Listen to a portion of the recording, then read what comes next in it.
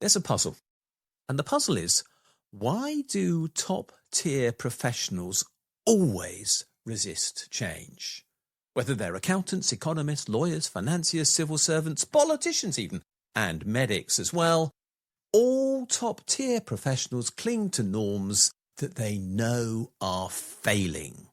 Even persuasive new evidence that things have to change is met by them with defensive silence. And this isn't about ignorance. These aren't stupid people, after all. It's about fear, it's about habit, and it's about their hatred of the idea that they might lose their purpose. Why does this matter?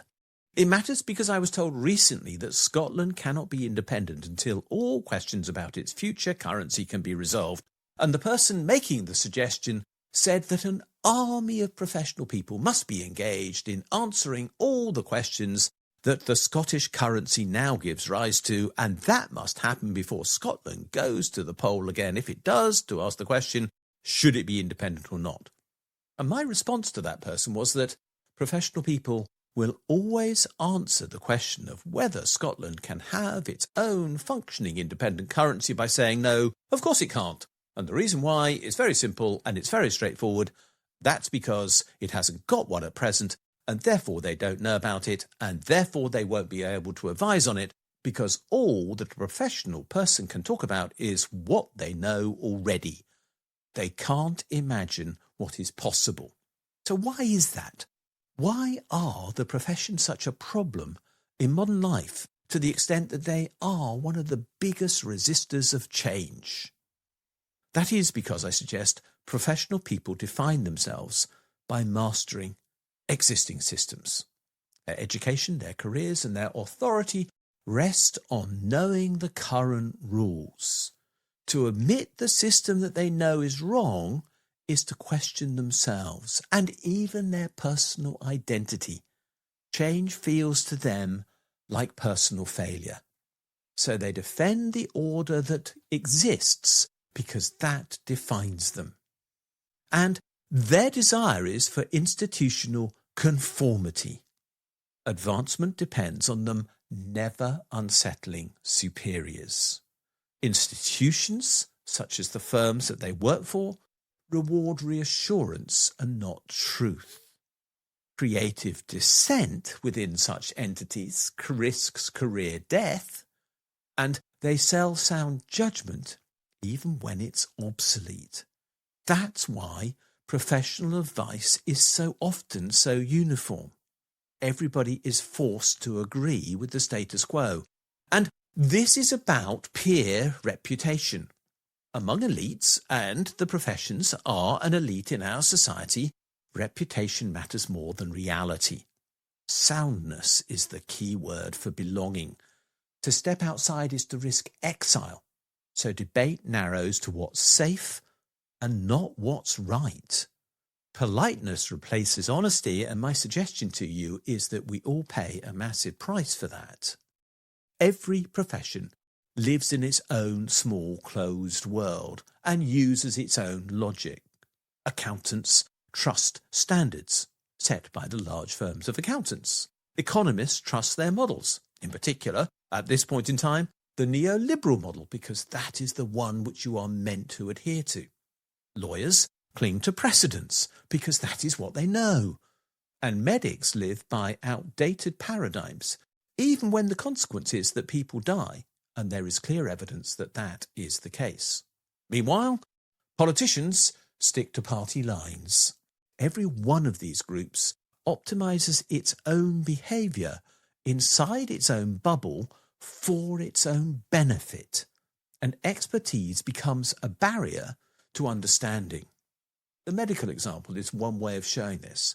There are now new insights on mental health, on cancer, and disease prevention, and all of them are significantly resisted. Just take that point about disease prevention. We now know that if we actually cut ultra-processed foods out of people's diet and cut significantly the amount of sugar intake that people have, whilst increasing the amount of exercise they have in daylight, then we would undoubtedly beat most of obesity. We would therefore beat most of type 2 diabetes. But the hierarchies of certainty within the medical bodies refuse to accept this evidence. They want to work inside the system they know, and empathy is replaced by procedure. Care for the patient is not as important as compliance with the algorithm. Knowledge might grow, but wisdom shrinks. And all of this is powered by something else as well. Big Pharma massively reinforces this idea.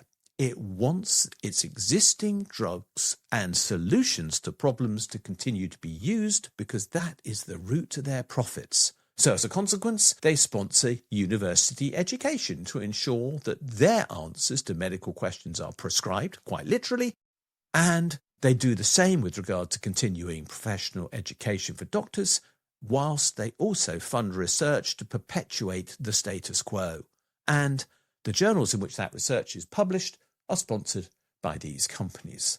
As a result, we have a medical research process that by and large reinforces the status quo of their power and does not give rise to questioning.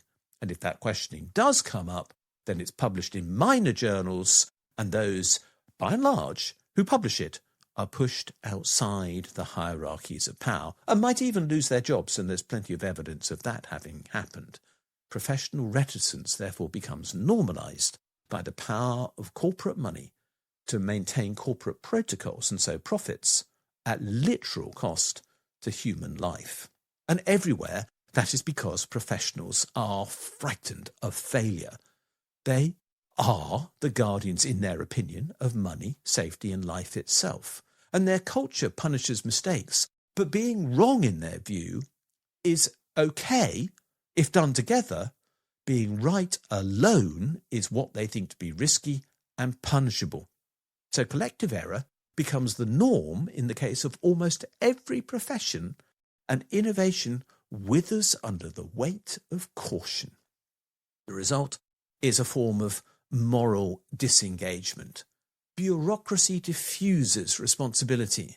The claim when an allegation of misconduct or error is raised is that I followed the standard, and that becomes not just an actual but a moral defence. They did what they were told to do. Harm, as a consequence, is treated as a collateral. The guidelines were wrong, but it wasn't the professional's fault. And neutrality then becomes complicity. The system absolves everyone, and at the same time it should absolve no one, because the system is, of course, wrong. There is this fear of disorder, and so professions exist to impose order on complexity. But too much order breeds stagnation, and that is my point in this whole video. Growth needs uncertainty and friction to happen, and professionals fear the entropy of growth because they know that that feels like disorder to them, and yet life depends on it happening. Risk is necessary, and without disorder, nothing new ever emerges. So we don't need more professionals to solve the problems that we face. We know those problems exist. What we need to solve the problems that we face are more unreasonable people. Those are the people who will take risks. George Bernard Shaw defined the unreasonable person well over a century ago, saying, "The reasonable person adapts themselves to the world. The unreasonable one persists in trying to adapt the world to themselves. Therefore, all progress depends on the unreasonable person." And that remains as true today as it did when George Bernard Shaw said it. All change is down to awkward people, and yet very few professional people are willing to be unreasonable. Only the brave break the rules. And that's the problem that we face. The result is that we have professionals who manage systems but rarely care. They measure compliance and undertake massive review processes to ensure that everybody is walking in step, but they don't deliver compassion. Real reform means making care the measure of success. Courage and not conformity would in that case define professionalism, but we're a long, long way from that. And until we get anywhere near it, we're going to be ruled by people afraid of their own intelligence. They serve power and they depend on power for their survival. Big firms, big corporations, big government, they all share this same creed, that they must literally walk in line with each other to serve the existing elite hierarchies. And that they define by money, which literally affords them legitimacy and sets the boundaries of soundness. To challenge that order would for them mean literally losing everything. And there's no greater example of this than within the big four firms of accountants. They have become extensions of capital itself. They write the rules to suit big business. They shape regulation. They lobby to achieve the outcomes they desire. And then they advise on how to avoid the regulations they've even consulted upon. Their neutrality sustains inequality, and that's deliberate. Real professionalism would serve the public good and not private wealth. But that's not where they're aligned. And until courage returns, the system will remain both elegant in its form and broken in its substance. Until, that is, unreasonableness appears, change will not happen. And that's where we are, in a world where nothing can change because the professions want everything to stay the same. You and I and our health pay the price for that. Thanks for watching this video. If you've enjoyed it, please do click the like and subscribe buttons, because they do genuinely help us spread the word on YouTube. As importantly, could you have a look at the section below this video where it says more, and there you'll find a link to my blog. And if you follow that for the specific link to the blog entry related to this video, you'll find a transcript of this video and lots of other related material, plus a ChatGPT prompt that you could use to write a letter to your MP on the contents of this video, which will turn you into a campaigner, which will be a great thing to do. Finally, if you do appreciate the work we're doing, can you think about giving us a donation? If you'd like to do so, there's a link below, or you can find one on my blog where there's a Ko-fi button saying, please buy me a coffee. Thanks a lot, and we'll see you again soon.